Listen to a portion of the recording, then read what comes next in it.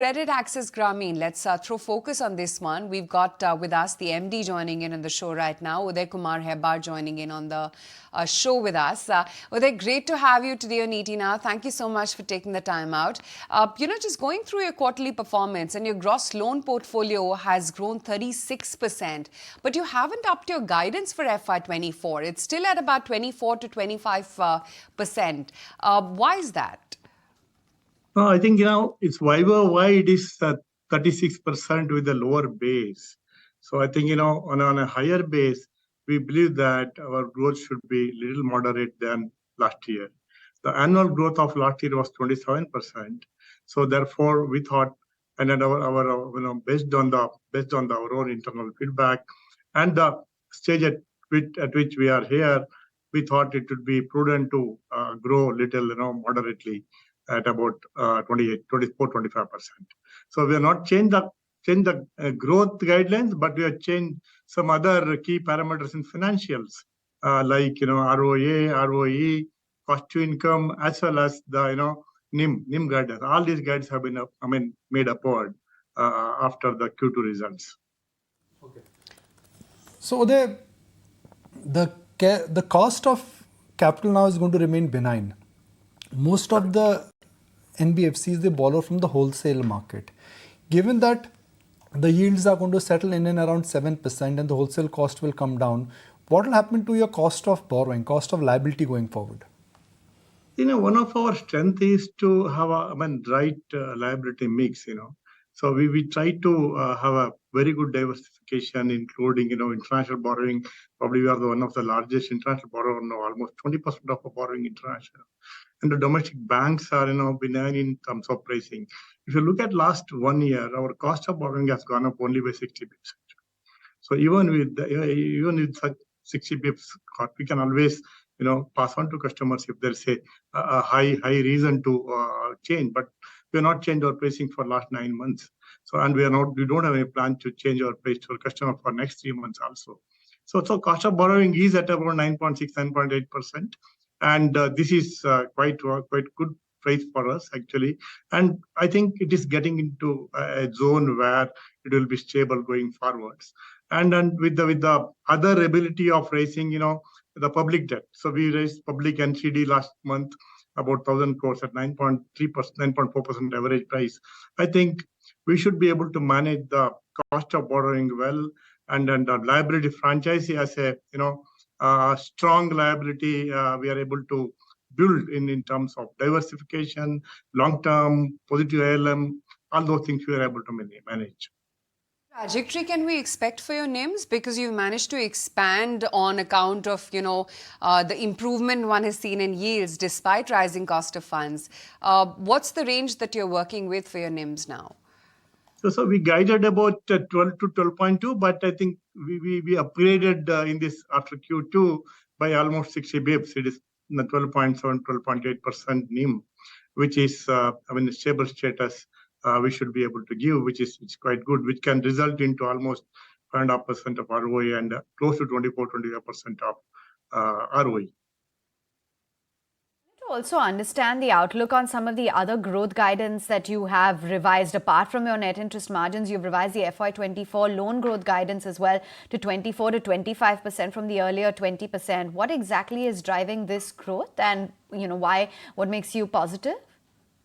Not really. Actually, we actually not changed the growth guidance. We stayed with the 24-25%. So, but there may be a small movement in terms of microfinance loan growth may be a little lower than 25, whereas non-microfinance, which we piloted last year, started scaling it. I think those will replace those kind of growth. Overall, still the overall growth what we guided earlier also now also the same 24-25%. I think we should be able to achieve that. We're quite on track in achieving that numbers what we guided. No, what I meant was it was revised from 20% to 24%, which is what I was talking about. But that aside, let's also talk about the outlook in terms of, the elections. Are you looking at any sort of an impact, any impact on the systemic disruption from the potential loan waivers? Are you equipped to take care if so these challenges arise? Not really. Normally, we have not seen an impact on microfinance, whether it is for us or for the industry. It may be there may be a small, what you call, growth. I can't say growth disruption. It's a muted growth during the election time, as we all of us have to, follow the code of conduct, as we are under the rural land working in the cash-based economy. So therefore, for a month there may be a small, what you call, muted growth. But for that, we never saw any negative impact because of elections also. So I think we really don't see any impact because of elections or any other disruptions, at least for the near future for this business, either for us or for the industry. Look at some of your peers.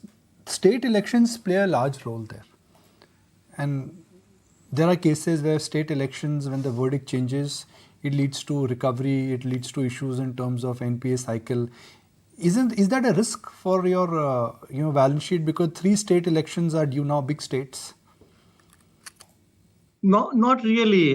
See, elections are a common factor in our business. When a large all India player, one or other state, there will be elections always.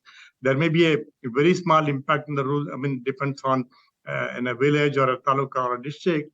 But in the overall perspective, it is very small. And if you look at the last 10 to 12 years of history, there are so many elections happened.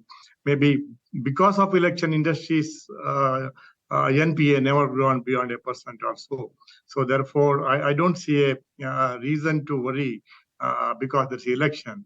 I think so long we are in the right business and supporting the rural economy, even the politicians or the government recognizes that there have been continuous support despite 2 years of COVID, which could be the fertile ground for somebody to create a problem, but really didn't happen.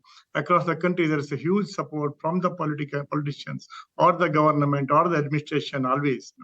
So which is a key factor for the growth of microfinance in the last 2-3 years. Your outlook on your asset quality, that has improved, but your provisions have risen sequentially. Where is it that you see your asset quality on the incremental book? What does that look like? Any downside risk then when it comes to the the commentary or the caution that was sounded on unsecured credit? No, actually, what we guided the credit cost about 1.6 to 1.8%, which includes if you see our provisioning norm is slightly different than the peers or the industry. We provide, we treat 60 days plus as an NPA, and then 15 days plus as a stage 2. Therefore, inherently we provide more. Therefore, credit cost increases as we grow also. The growth itself will add the credit cost to some extent. So early recognizing and providing is one of the key strengths of Grameen. Therefore, though there is not too much variation in the cost, but the growth also adds the provision, therefore, which goes into credit cost. If you look at today, our GNPA is 0.77%, which is a 60 days DPD. So, and if you see 90 days, it's only 0.6, but our provisioning is at 1.6%, which is quite higher compared to the type of NPA. Therefore, credit costs includes these additional provisions also. Okay, thank you for taking us through your growth targets as well as outlook on business. Good to have you on board. Thanks so much for joining in. So that's the view coming in. Credit growth guidance 1.6 to 1.8%. They have also revised their net interest margin trajectory as well as their loan growth. The stock is on fire in trade today. Tell you